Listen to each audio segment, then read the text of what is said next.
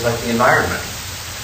But those issues pale in insignificance if abortion is what I've just described, if it is the legalized murder of 1 million of our children every year.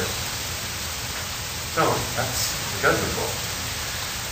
I'm personally opposed, but I wouldn't want to make it illegal. That sounds a little bit like Pontius Pilate. I'm personally opposed to crucifying innocent people, but on the other hand, I wash my hands of responsibility here. That's almost like saying I'm personally opposed to slavery, but I'm pro-choice. If you want to have slaves, go ahead. I want to ask one of these politicians, why are you personally opposed to abortion? Is it because you believe that abortion is the deliberate killing of an innocent person? If not, why are you personally opposed to abortion? It's yucky. It's like you're personally opposed to yogurt. If abortion doesn't kill a human life, I agree with the pro-choicers. It is an intolerable oppression of women's freedom and women's bodies to tell them what to do. If that's their body and not somebody else's body, you have no right to tell them what to do. But if it's somebody else's body, well, they have no right to kill that other person.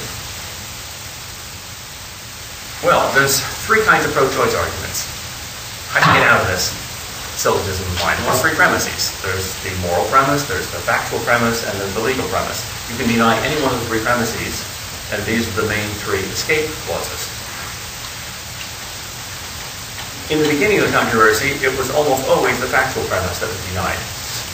But the scientific evidence is so clear and so comprehensive and accumulating that that way is not as popular as it used to be.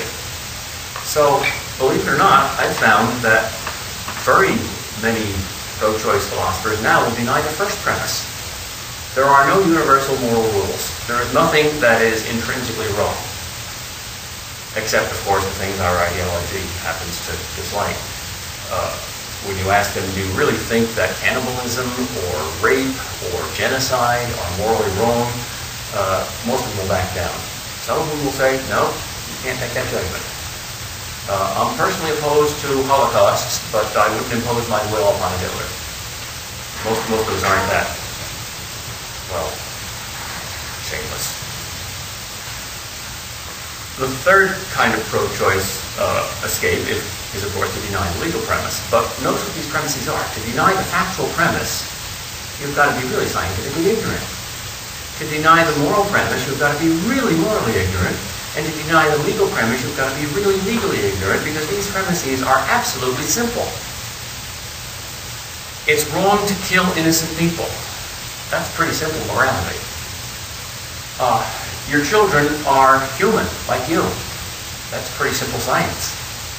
Law should protect the innocent against those who want to impose violent death upon them when they don't deserve it. That's basic law. Well, suppose you say, yeah, it's a good case, but who knows? You're dogmatizing. Just because you got a good argument there doesn't mean that somebody won't refute you someday. You're right. Right, we don't know. Let's be humble, let's be skeptical, let's be like Socrates. He's wise because he knows how little he knows.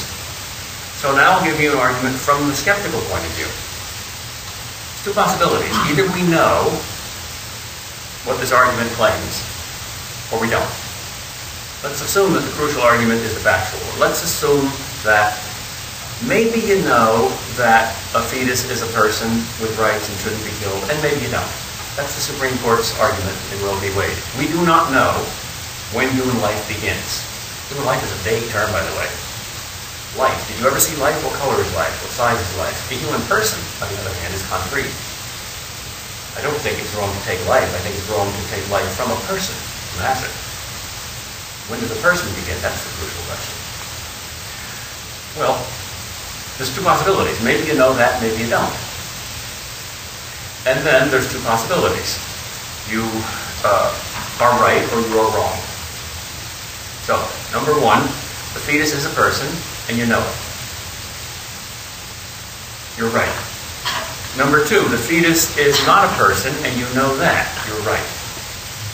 Number 3, the fetus is a person and you don't know that. You think it's not. You're wrong. Number 4, the fetus is not a person and you think it is. You don't know the truth. You're wrong.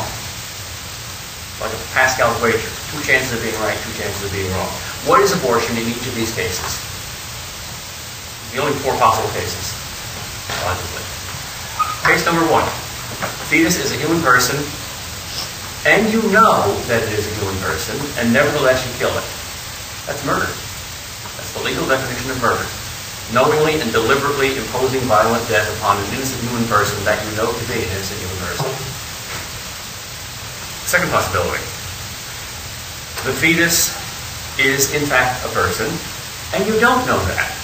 You think it's not a person. You sincerely believe that, well, maybe it's not a person. I don't know it. I don't know whether it is or not. And you kill it. What's that?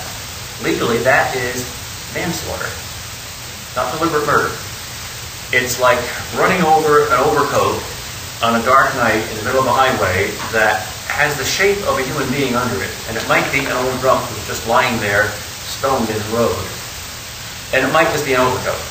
And you don't swerve. You deliberately run over it. Or it's like shooting at a movement in the bush that might be a deer and might be your fellow hunter. Or it's like fumigating a dormitory without being sure that all the students are out. And the fumigation kills you. You might be lucky. You might find that there is no man under the coat, and there is no hunter behind the bush, and there is no student in the dormitory. But you didn't know that, and nevertheless you shot, you fumigated. That's criminal negligence if there's nobody there. It's manslaughter if there is somebody there. All 3 cases, murder, criminal negligence, and manslaughter, are bad. So only the 4th case justifies abortion, and it does. So if you can give me some argument that the 4th case is true, not just that a fetus is not a human person, but also you know that it is not a human person, then fine, you're right. But if you don't know, if you're a skeptic, if you say these pro-lifers are dogmatists, they claim a fetus is a person, who knows? Well, that's all the more reason for not shooting. Precisely because you don't know.